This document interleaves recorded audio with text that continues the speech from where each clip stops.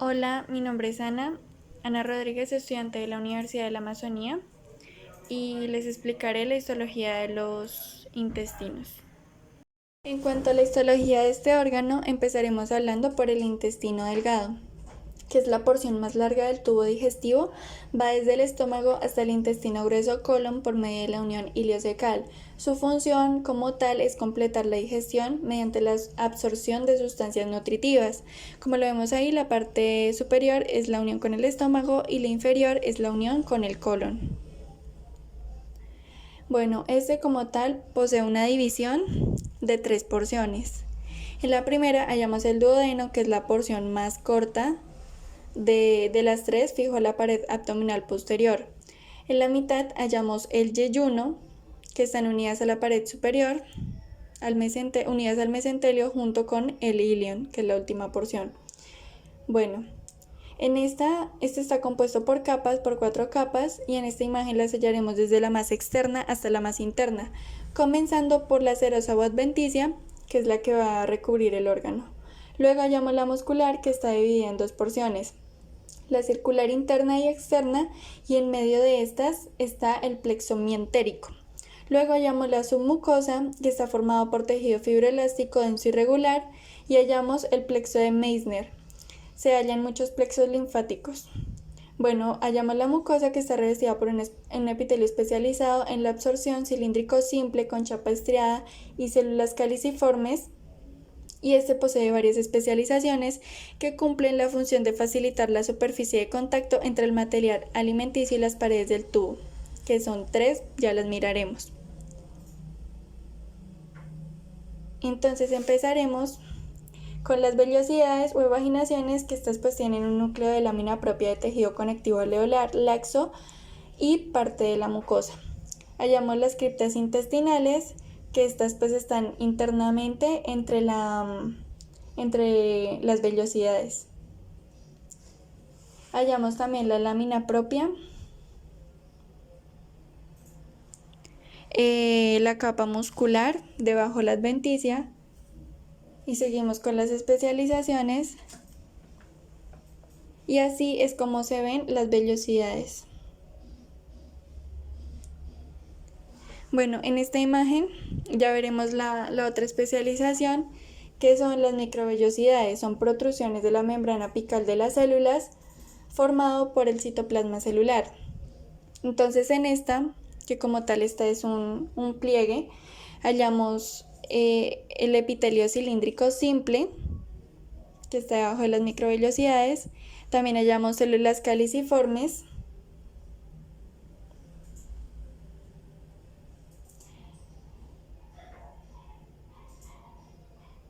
y chapa estriada, y también hallamos un vaso linfático.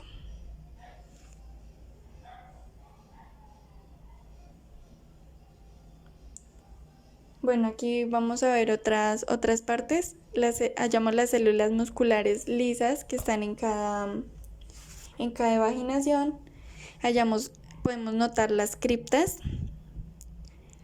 También hallamos vénulas, arteriolas,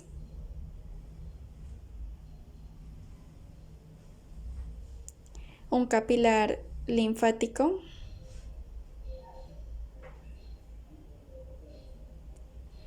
También podemos hallar en la submucosa, como les mencionaba anteriormente, el plexo nervioso muscular, mucoso.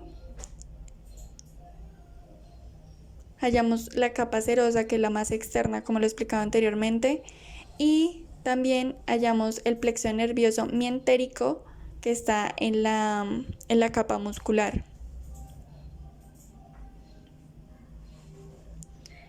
Dividida en la interna, la capa muscular interna, y la externa.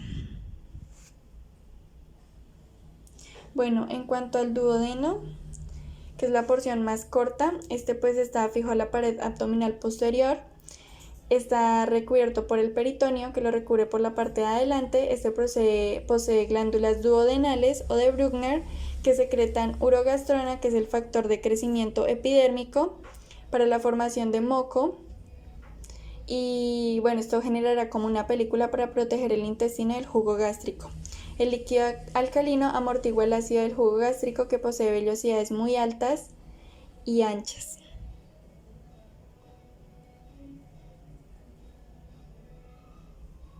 En cuanto al yeyuno, pues este está unido a la pared superior del mesentelio, cubierto por el peritoneo.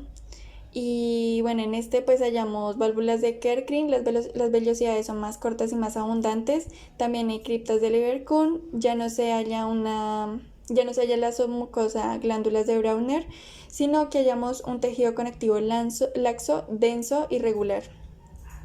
En cuanto al ileón, en su mucosa hallamos nódulos linfáticos no encapsulados, placas de Peyer y se relacionan las células M o fagocíticas con algunos pliegues. También podemos ver las válvulas de Kerckring, que pues ya sabemos que estas solo van hasta la mitad del ileón, ya no son tan notorias. Colistología del intestino grueso. En esta se produce la absorción de agua e iones del quimo, además la putrefacción del quimo y se realiza la preparación de desechos. Esta porción del tubo digestivo está formado por una que es el ciego, otra que es el colon, pero esta está dividido en tres porciones. Una colon ascendente, la de la mitad, colon transverso y la última colon descendente y sigmoideo. Las últimas dos porciones del tubo digestivo son el recto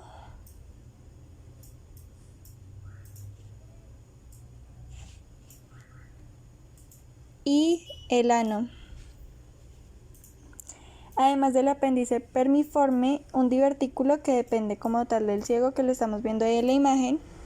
El intestino grueso recibe el quimo desde el intestino delgado a través de la unión iliocecal por la válvula iliocecal. Este impide el reflujo del material del intestino grueso que pase al intestino delgado.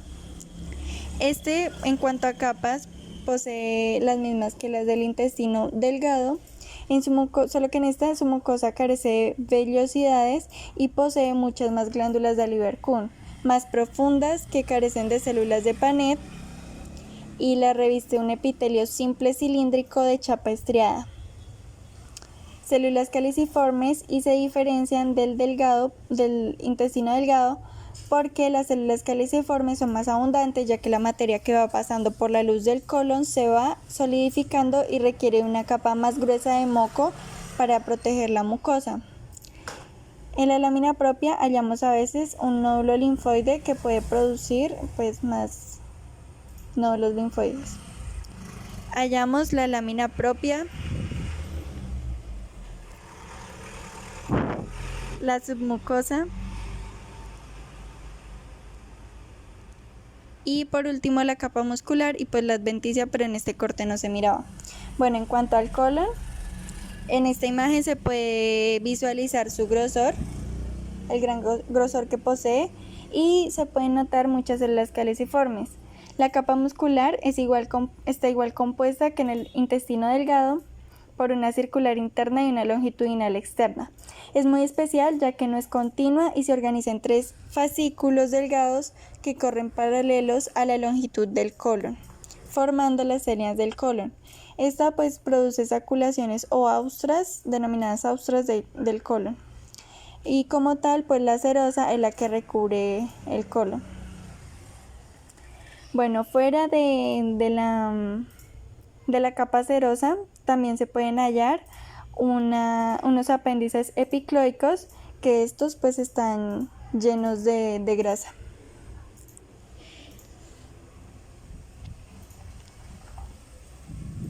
En cuanto al apéndice cecal o periforme, es un divertículo del ciego que mide de 5 a 6 centímetros y en su mucosa se hallan las glándulas intestinales, pero en esta porción son más pequeñas y menos gruesas y mucho más escasas que como tal en el intestino grueso. tiene el mismo epitelio y células caliciformes. En este se hallan algunas células de Paneth entermendróquinas, a diferencia del intestino grueso. En la lámina propia se halla un tejido alveolar laxo filtrado por muchos nódulos linfáticos. Las células M o epiteliales se relacionan con los nódulos y su mucosa es igual que las otras. En cuanto al recto y el ano, que son las porciones terminales del tubo digestivo, el recto lo único que cambia del colon es la capa longitudinal externa, que es más corta y tiene dos pliegues del lado derecho y uno del lado izquierdo, lo cual ayuda a sostener las heces. En cuanto al ano, se separa del recto por la línea pectineada, que le divide en una región superior y una inferior. Presenta características similares a las del colon. En la superior se hallan unos pliegues anales que se unen todas a través de unas válvulas anales que crean fosas o criptas anales que sostienen las heces. La línea pectineada presenta también la separación del componente endodérmico, que forma el tubo digestivo, y el ectodérmico, que forma el ano y la piel. También cabe resaltar que a partir de la línea pectineada, las criptas del Ibercum desaparecen. En conclusión, podemos ver la transición de epitelio cilíndrico simple con chapa estriada y células caliciformes del intestino grueso a el epitelio plano estratificado del ano. También podemos notar la gran cantidad de nódulos linfáticos que hay en esta porción, y podemos notar otra transición de epitelio plano estratificado no queratinizado a epitelio plano estratificado queratinizado del ano.